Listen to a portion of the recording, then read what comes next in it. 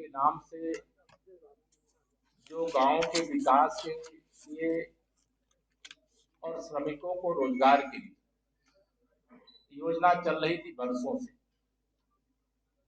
10 लाख करोड़ रुपए से अधिक खर्चा किया गया। लेकिन मनरेगा के माध्यम से 10 लाख करोड़ से अधिक खर्च करने के बाद भी गांवों का जिस प्रकार से विकास होना चाहिए वो विकास नहीं हो पाया।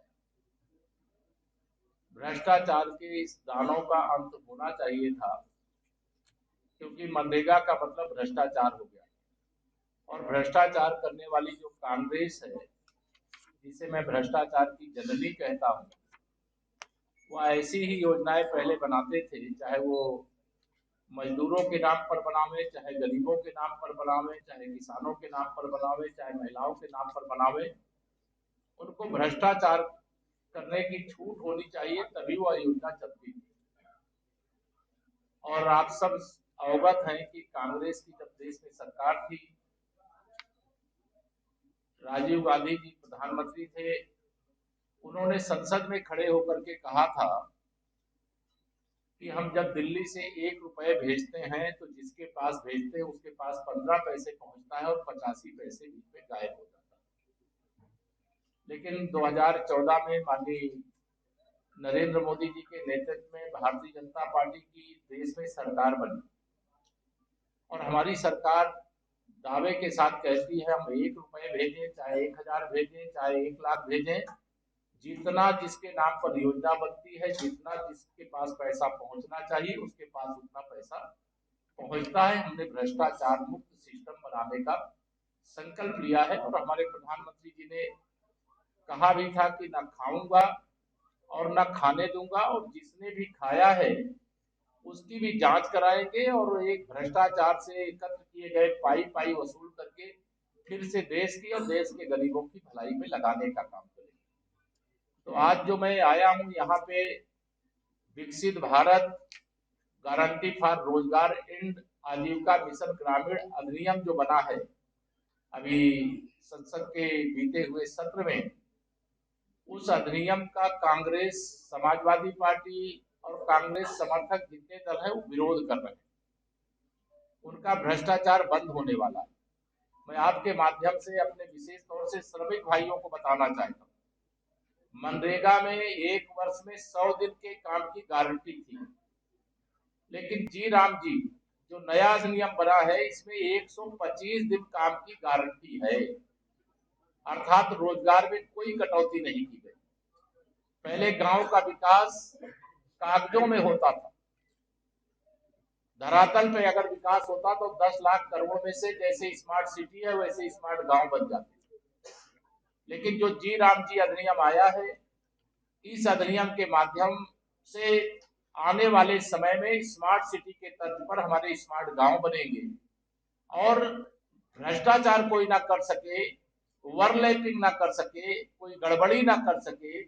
इसके लिए गांव के विकास की योजनाओं को पीएम गति शक्ति से जोड़ा गया है, उसमें ओवरलैपिंग नहीं हो सकती।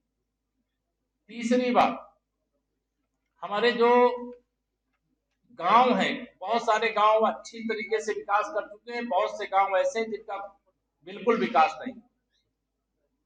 तो इस अधिनियम के माध्यम से ग्राम सभाओं को ए बी सी श्रेणी में बांटा गया और उसको बांट करके उनके विकास की कार्य योजना तैयार की जाएगी।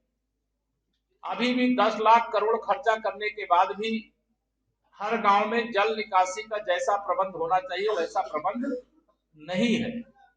गांव के जो आरसीसी के रोड बन जाने चाहिए, नाली बन जानी चाहिए, गांव के जो आवश्यक सुविधाएं जो उपलब्ध हो जानी चाहिए वह उपलब्ध नहीं है, क्योंकि मनरेगा के नाम पर केवल गांव के विकास की जगह भ्रष्टाचार किया गया। जी राम जी के माध्यम से भ्रष्टाचार नहीं, केवल विकास होगा, अर्थात गांव का भी कायाकल्प होगा। गांव की जो आवश्यक जरूरतें हैं उसको वहां पर पूरा करने का काम होगा। पहले मनरेगा के माध्यम से बहुत सारे एनजीओ इसके अंदर एंट्री कर चुके हैं। जी राम जी जो नया अधिनियम आया इसमें कोई एनजीओ हिस्सा नहीं रहेगा। पहले जो गांव के विकास की दृष्टि से योजनाएं चलाने वाले बहुत बड़ी संख्या में संविदा और आउटसोर्सिंग के माध्यम से, चाहे वह रोजगार सेवक हो, चाहे अन्य प्रकार के हमारे जो मनरेगा का संचालन करते थे, अब जी राम जी में उन सब का समायोजन रहेगा। उसमें से एक भी व्यक्ति को कम नहीं किया जाएगा, आगे जरूरत के हिसाब से बढ़ाया जाएगा। यहाँ जी राम जी अधिनियम के माध्यम से सरकार का फैसला है। इसको वास्तविक स्वरूप में आने से पहले ये मनरेगा के नाम से जो योजना चल रही थी, अभी 6 महीने के अंदर इसको जमीनी स्तर पर उतार देने का काम किया जाएगा। और उत्तर प्रदेश में तो भारतीय जनता पार्टी की सरकार है ही, तो डबल इंजन की जहां सरकार है, वहां डबल रफ्तार से नहीं, 4 गुना रफ्तार से जी राम जी अधिनियम, जो माननीय प्रधानमंत्री जी ने भ्रष्टाचार को खत्म करने के लिए लाया है, उसको लागू करेगा। और प्रधानमंत्री जी ने जो भ्रष्टाचार को खत्म करने के लिए, गांव का विकास करने के लिए, श्रमिकों को रोजगार अधिक देने के लिए जो यह अधिनियम संसद के दोनों सदनों से पास हुआ है, इसके लिए आभार प्रकट करती है, माननीय प्रधानमंत्री जी का धन्यवाद करती है, श्रमिकों की ओर से, गांवों की ओर से, गरीबों की ओर से।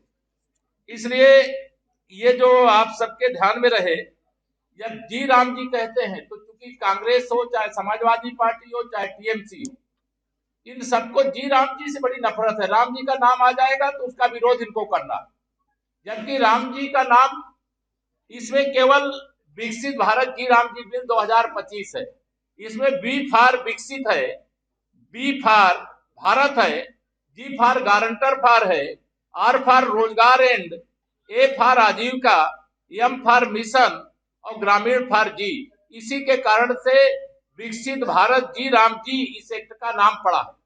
अब राम जी का नाम सुनने से इनको खलबली होती है, तो राम जी का नाम लेने चक्कर इनको दर्द होता है, पेट में इनको परेशानी होती है। तो इससे ये अधिनियम में अब कोई बदलाव आने वाला नहीं है, लेकिन इस अधिनियम के आने से गांव का कायाकल्प होगा, गांव का विकास होगा, गांव में जो श्रमिक भाई बहन है उनको रोजगार मिलेगा।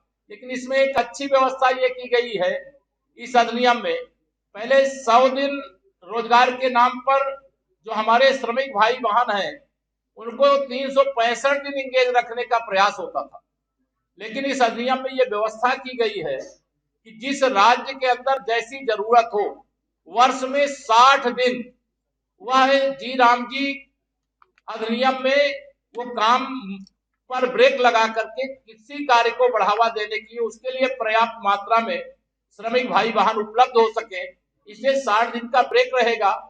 इसका फैसला प्रदेश सरकार के द्वारा लिया जाएगा। और इसमें एक और व्यवस्था है, पहले अगर रोजगार कोई मांगे और उसको रोजगार ना मिले तो 15 दिन में वह अपना क्लेम कर सकता था बेरोजगारी भत्ता का, लेकिन इसमें यह है कि 7 दिन के अंदर ही उसका भुगतान मिल जाएगा, अर्थात पसीना सूखे उससे पहले उसका मेहनताना मिल जाएगा। अगर वो मेहनताना देने में देरी होगी तो उसको ब्याज के साथ भुगतान करने का प्रावधान इस अधिनियम के अंतर्गत किया गया है। मैं आप सबके माध्यम से यही बताना चाहता हूं कि यह जो अधिनियम बना है मनरेगा की जगह, यह अधिनियम बहुत महत्वपूर्ण है। इसके माध्यम से जैसे पहले स्कूलों में केवल बाउंड्री वाल मनरेगा से बना पाते थे, लेकिन अब इसके अलावा लेबोरेटरी वगैरह भी वहां पर हम बनाने का काम कर सकेंगे, वहां किचन सेट बनाने का काम कर सकेंगे। और पहले मनरेगा में 5 साल में जो श्रमिक भाइयों का जॉब कार्ड बनता था उसका रिन्यूअल करने का होता था, लेकिन इसमें 3 साल में रिन्यूअल करने का काम किया जाएगा। और बीच में जैसे पहले बजट कम होता था, अब इसका बजट पहले 88,000 करोड़ था, अब इसका बजट 1,51,282 करोड़ का हो जाएगा, अर्थात बजट भी वृद्धि होगी, श्रमिक दिन के भी बढ़ोतरी होगी, यानी मजदूरों को काम भी अधिक मिलेगा, गांव का अस्थायी विकास भी ढंग से होगा और भ्रष्टाचार पर भी रोक लगेगी। तो यह हर प्रकार से उपयुक्त है। बाकी इसका पीपीटी भी है, आप लोग देखना चाहेंगे उसमें देख लेंगे। और आपको एक ब्रीफिंग नोट यहाँ मैं चाहूंगा कि